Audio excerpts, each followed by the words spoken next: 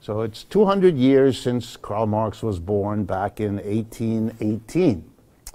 Born in 1818 in the month of May. So we really are right there. I believe the day is May 5th, but it doesn't really matter. We're close enough. And so 200 years, he didn't write immediately upon appearing on this earth. It took him a few years to get to that point. He did most of his work in the middle and the second half of the 19th century. He died in 1883. And it's the connection between what he did, what happened to his work, what happened here in the United States to his work, and the people who developed it after him that I want to talk to you about and link it to current events. So I'm going to be moving back and forth between the story of Marx and what happens today. There are, of course, societies in the world right now that do not act as though there is no Karl Marx or pretend that there's no current relevance or all that. There are some countries, not many, but some, including one really big one, who make a big point of their commitment to, their use of, their loyalty to Marx. And the country, of course, I'm referring to is the People's Republic of China. The Soviet Union did do that, but not after 1989. So now it is the People's Republic of China. They're not the only one, but they're the major society in the world that subscribes to or claims that it is following in the footsteps through the theories and so forth of Karl Marx. Before I tell you what it is he kind of contributed, which I want to do, I want to tell you why I need to do that, since most Americans, through no fault of theirs, don't know. This has to be taught. I mean, you don't get born with this. You have to read a book or have a teacher help you or provoke you or show you a movie. Oh, a footnote. There is a movie going around called The Young Karl Marx. It is remarkable in the United States, really is remarkable, that in this film, Karl Marx is presented sympathetically. He's sort of nice guy. He's got a very interesting and intelligent wife whom he takes seriously, who's an important player in his life, and it's remarkable. It's like that film about Dalton Trumbo a couple of years ago, where for the first time somebody hounded out of his job in Hollywood because he was a communist could be portrayed in a film as being a nice guy with something to offer to the world. It's a sign of change here too, just as important as all the other signs. But in terms of a serious, engaged discussion, learning about Karl Marx, no. And it's very important that you all understand what that's been like. I've had to live through that. My career as an academic in the United States has been trying to be a bearer of the insights that I learned from Karl Marx, and for which I am very grateful. I've had to do that against extraordinary efforts to shut it down. So what is it then that you missed out on? And what is it that it's worth returning to Marxian economics for? Marx is different from the others, Adam Smith and Ricardo. He's different from them, the ones that went before him, the giants, and many of those that came after, in one very important way. He wasn't a fan of capitalism. He was a critic. Smith and Ricardo were fans. They liked it. They celebrated it. So did Marshall. So did John Stuart Mill. So did John Maynard Keynes. These were people who thought capitalism was great, was a great thing to have happened to the human race. Marx didn't. It's really important. Therefore, Marx has to be dealt with as the one great paradigm writer, the guy who starts it off, who says, I'm different from other people. You should certainly read and study those who love it. Sure, they have lots of insights. They love this thing. But you've got to also ask and inquire a little bit about the insights of those who don't. Some of you have heard me do this. I do it because it makes sense to me. It's like trying to understand the family that lives across the street from you. Mother, pop, and 2 kids. And you happen to know from the rumors, one kid thinks it's the greatest family there ever was, and the other kid thinks his family members are psychological basket cases. If you were going to try to understand the family, would you talk to one of the 2 children? Either one. No, you would talk to both of them, ask them whatever questions you have, and draw your own conclusions based on your discussion. If you want to understand capitalism, you can talk to the people who love it, but there are lots of people who don't. And you know, that shouldn't come as a surprise or an upset. Every economic system that's ever existed in the world has had the people who love it and the people who don't. Everybody didn't think slavery was wonderful all the time. Slaves, for example, had their doubts. But even non-slaves could see, whoa, in feudalism, you think everybody was just gung-ho for feudalism? No. There were the people who loved it, for sure, just like there were the people who loved slavery. But there were the critics. So that capitalism has critics. Why is that so difficult? The really odd thing would be if we didn't have critics. You live in a country that is odd because it persuaded itself that there either are none or you don't have to pay them any mind at all. Everything they have to say is of no use and of no value and probably evil. What? That's childish. That's pathetic. That's the American educational system. And there's no excuse for it. And it was driven by fear. The Cold War, the hostility of the Soviet Union to everything and anything associated with the Soviet Union was evil, to be avoided, to be negated, to be dismissed. Pathetic. The behavior of childish people. And they run the universities, and they still do. You know what the great debate in economics has been for the last 100 years?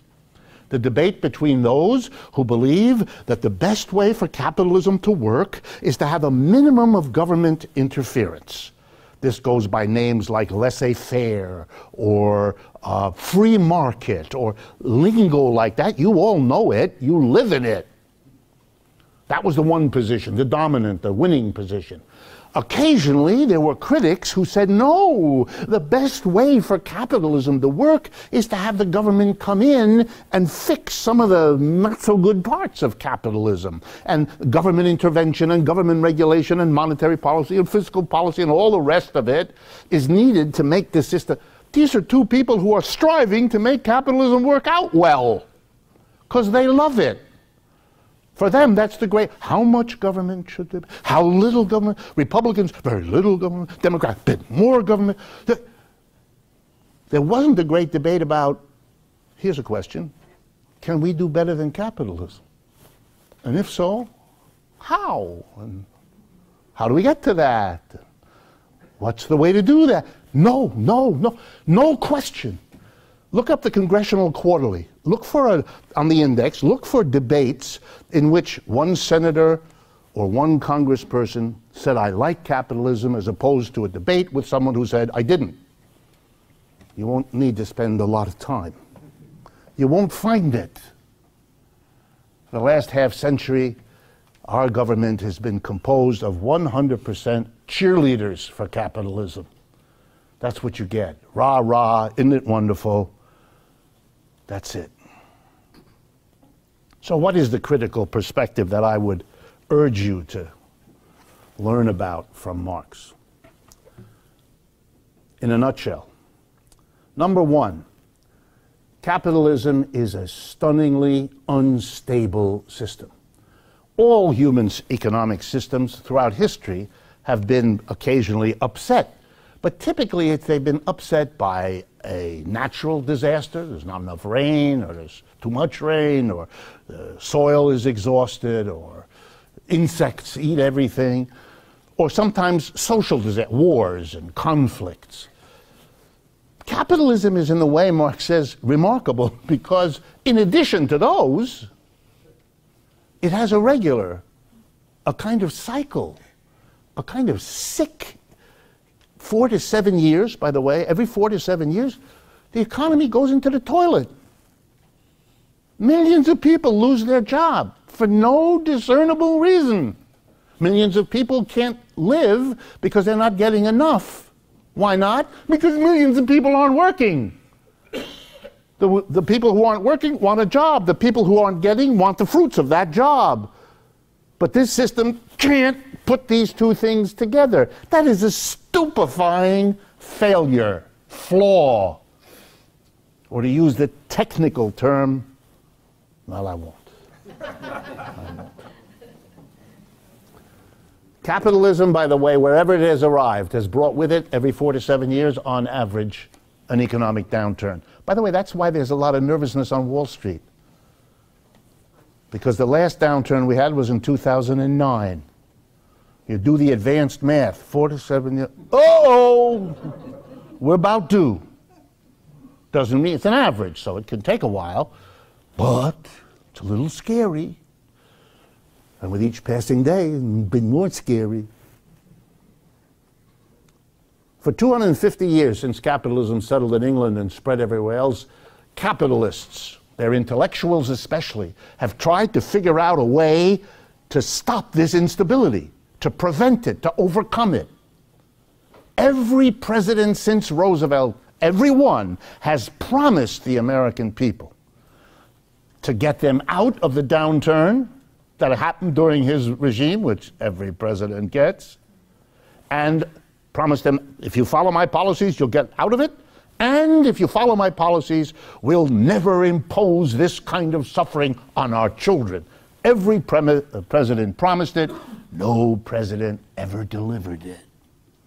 We're in the middle of the latest one, and it's a doozy.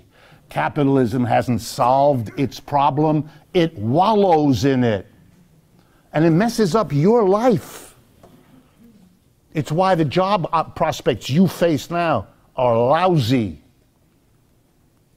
It's the same system that at the time that we are fighting a world competition with the likes of China, where everybody knows the quality and quantity of our labor force is going to be crucial to the future of the economy, where anybody who pays attention knows that public higher education is where the vast majority of our college-trained people are trained. What are we doing? We are making it impossible for huge numbers of our people to go to college. We're loading them up with debt that they never had before to even get in, and then we're telling them we're going to give you all this debt, and now let us tell you about the jobs you're likely to get and the income you're likely to get, which will never allow you to pay the debts you're likely to get. You get it? We're really doing a lot to make you not go to college. We need it, but we're not a stupid people, but we're doing real stupid things. And when not stupid people do really stupid things, it's a sign that things aren't going real well. Marx is the theorist of the instability of capitalism. He tries to explain it. Volume 1 has a long section, more than one, and volumes 2 and 3 have them too. Why this happened? Why is this instability built in? Why does capitalism every 4 to 7 years go through a downturn nobody wants? The businesses don't want it, the people don't want it, the government don't want it, and we regularly have it. Uh-oh. Something's wrong. Second thing, Marx explains inequality. Capitalism is a system that makes a relatively small part of the population very rich and the vast majority not rich, not even close. Now, it used to be, in the aftermath of the Great Depression and World War II, that I would have to explain with a lot of statistics why the gap between rich and poor is gross. I don't have to do that anymore. The only reason we didn't have as big a one was because of the upsurge of the CIO, the socialists and the communists, who really made a difference back in the 1930s and 40s. But now capitalism has had its chance to regain its momentum, and we have a level of inequality that you have to go back to the ancient pharaohs in Egypt to replicate this. Mr. Bezos has $130 billion. I don't know how many of you grasp this. $130 billion. Roughly, if he puts it in the hands of a hedge fund, which is what people like that do, and they invest it for him, he would make at least 5%. I'm going to make it real simple. He makes $5 billion a year. That's just interest. He doesn't do anything. He just collects. Let's see, $5 billion a year, here's what it works out to. Ready? Ready? $100 million a week. He doesn't buy lottery tickets. He doesn't need to. He wins a lottery ticket every week, whether he buys one or not. The people who are his enablers are those of you who buy the tickets all the time and win nothing. What is the sense of, you live in what I'm describing. Marx says, what kind of a system is this? A system that builds and rewards those who already have. As if the Bible had a line in it that said, to those that have shall be given. And to those who don't have, yea, even from them something will be taken. That's not in the Bible, but if I wrote the Bible, if Marx had written the Bible, no, okay. Marx is also a remarkable thinker. For those of you who've never read it, let me urge you to read it. It's a work of art. It's a work of literature. The man was a European intellectual. You'll find many quotations from Shakespeare, from Dante's Inferno, from all kinds of sources. He studied anthropology. He was a philosopher before he became an economist. Anyway, he was a consummate thinker. He's a remarkable fellow. He developed the idea that capitalism also does something horrific to individuals. That it throws people into a work situation in which every day they produce stuff that is ripped away from them at the end of the day. You come in the morning, all perky, you've brushed your teeth, you've gotten yourself all ready, and you throw yourself, your mind, your body, into the work process to produce. And then it's 5 o'clock, and something happens. A gong goes off, or a supervisor passes your desk and tells you, go home. Get out of here. What you produced, that's ours. We get that. You do not control or own or decide the disposition of what your brains and muscles contributed to. You are ripped away from your own product. But worse, you're caught in a situation where while you're being ripped off, you're also in a terribly destroyed relationship with other workers, because they're your competitors. Your employer, that's how capitalism works, can fire you and give them the job, or give their sister the job and fire you. You can't really get into a loving relationship with your fellow worker. It's too dangerous. You'll be ripped apart. You'll be separated, like selling members of a slave family to different people. So you destroy the relationships there. What does that do to people over generations? What does capitalism do? Marx is famous for this set of ideas, usually under the heading of alienation. And Bertel here is a leading writer on that subject in the Marxian field here in the United States. It's a very intimate business, this alienation. There's fascinated psychologists and others, what it does to the individual. Then there's technology. If people defend capitalism, one of the things they say off the bat, well, wow, it really develops technology. Well, in a way it does. Marx is very clear about that, gives it credit where it's due. But Marx is also very critical because he shows that the technology that capitalism developed is guided and governed by profit. What is technologically advanced is what can make money. And if the thinking person who makes technological change doesn't see money in that direction, they apply themselves someplace else. You all know that. You make jokes about it. We spend vast amounts of technical effort to make the computer go a little faster this year than it did 2 years ago. Is that really the most important thing we should be focused on in the world today, compared to, say, I don't know, sickness, hunger, and all the other things that matter? Technology is developed by capitalism, but in its particular way. And that's not the way that the rest of the world needs it. But Marx, beside these criticisms, has an explanation. And it's that I want to end with because it's so important. Here we go, very quick. Every human community in the history of the world, ancient, contemporary, everything in between, displays the following organization of production, goods and services. A portion of the community, never all of it, just a portion of the community, uses its brains and muscles to transform nature into goods and services we can consume. The tree into a chair, the sheep into a shirt. You know, you understand. What is always true, Marx says, is that the portion of the society that does it, everybody doesn't do it. For example, old people who can't anymore, they don't do it. Babies who can't yet, they don't do it. And there may be others. But there are always lots of people who aren't doing next to the people who are doing. Therefore, for a society, for a community to keep going, here we go now, the following things have to be true. That the sub-portion of the population that works, that labors, that transforms nature, always produces more output than it itself consumes. And the more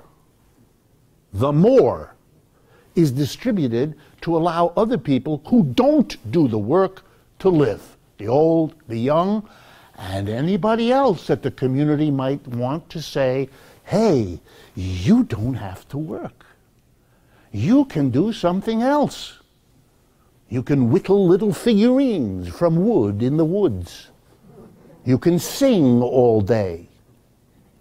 You can protect us by standing around with a large stick. In case anybody comes, you can hit them so they don't hurt us. You could make up anything you want. You could pick one person and say, you are the king or the priest. Marx is very clever. And you can sustain them by delivering to them the surplus that the workers produce. Every society has to do this. And what distinguishes one society from another is how they do it. How does it get decided who's in what group? You might, for example, with listening to me, you might think it'd be better to be in the group that gets the surplus rather than the part that produces one. Well, how do you manage that?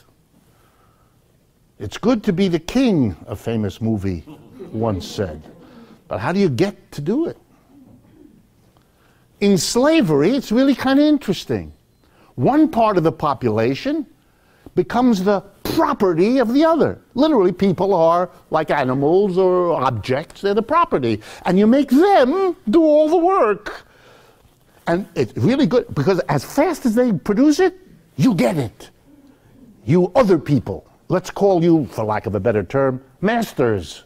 You're the masters, you get it. The slaves produce it, you get, but you're not stupid. Well, not all of them are stupid. You realize that this is great, I'm getting it, they're doing it, and I'm getting it. But I would like this to continue. But in order for it to continue, the slaves can't be dead tomorrow. So I'm going to have to, here we go, take part of what the slaves produced and give it to me, the master, and I'm going to give it back to them.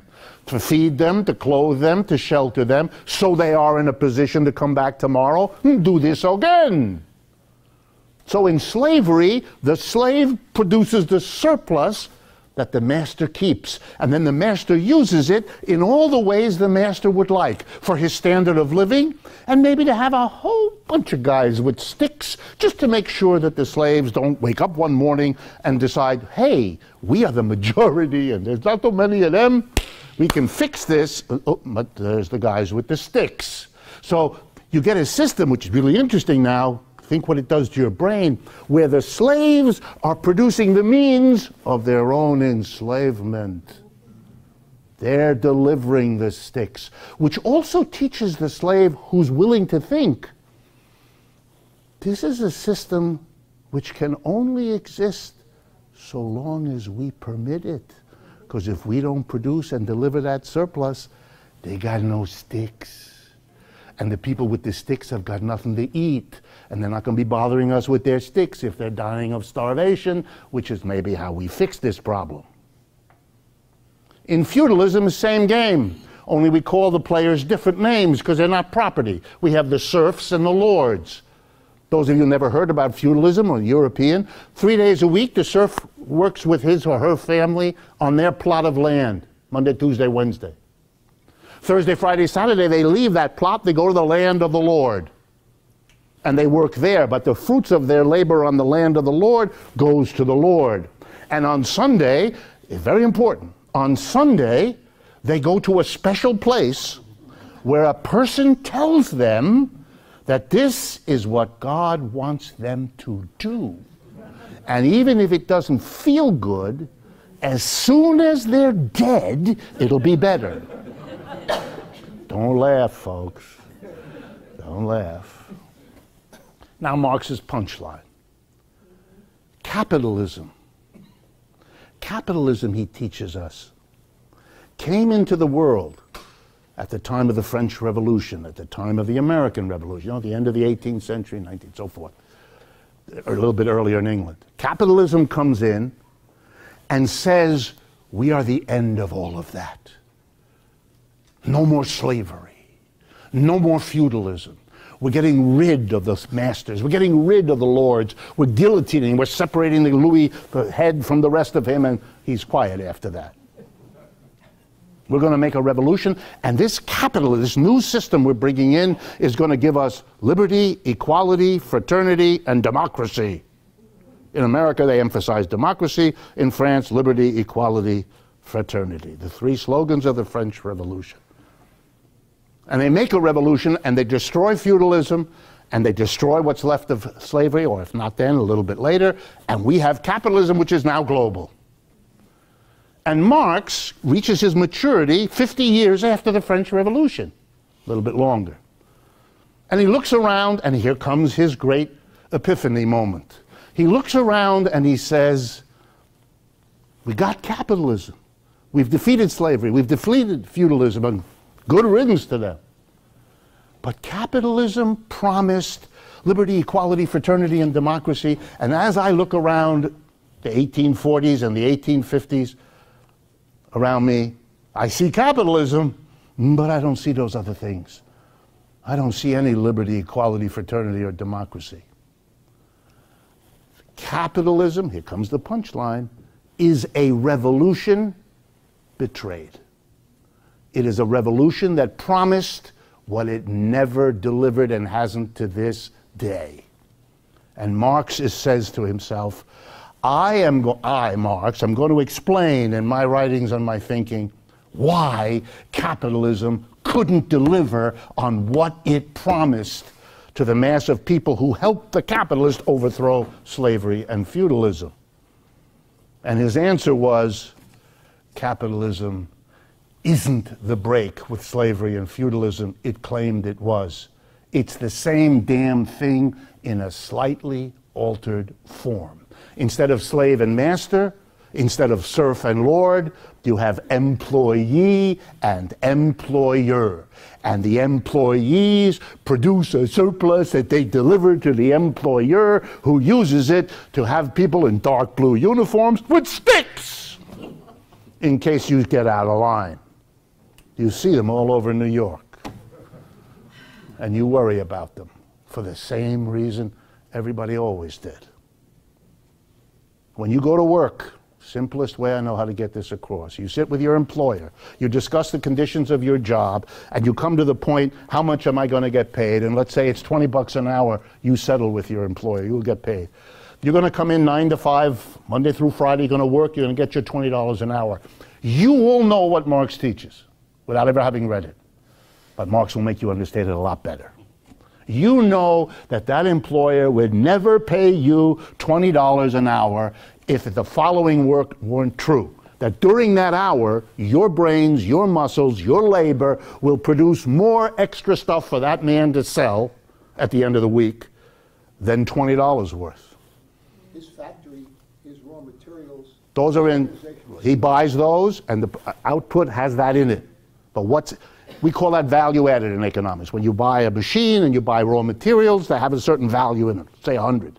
The labor of a human being adds another value to it. That's the value added. That value added is all we're talking about.